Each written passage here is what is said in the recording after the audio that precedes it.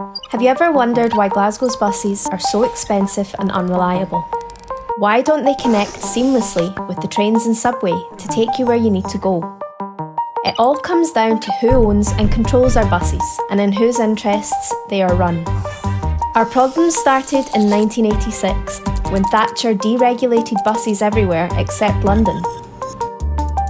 This caused chaos, and nearly all our publicly owned bus operators then went on to be privatised, except Edinburgh's Lothian buses. That's why buses in London and Edinburgh are so much cheaper and more successful than ours, and why bus use has increased in those cities, whereas everywhere else has seen massive declines, leading to more cars, more pollution, and a disaster for our climate.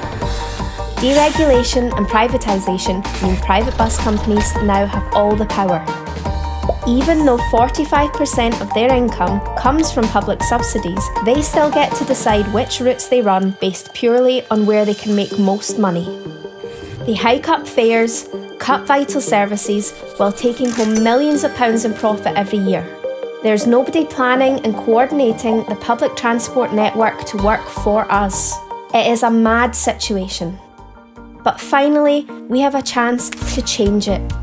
New powers in the Scottish Transport Act mean we can re-regulate our bus network for the first time since the 1980s. And we can set up our own publicly owned bus company for the Glasgow City region, like Edinburgh's Lothian buses, to start taking over routes. Regulation and public ownership would mean our regional transport authority could plan the network to serve our needs, deciding fares, routes, timetables, drivers' wages, the colour of our buses, everything. It means we could use profits from busy routes to fund less busy routes, reconnecting isolated communities and providing everyone with the world-class service we deserve. You could have a simple smart card that you could use on any bus, train or subway, which automatically caps your spend, something London has had since 2003. Private bus companies don't like regulation because they tend to make less profit. You'll hear them talking about how we should work in partnership instead, but don't believe the hype.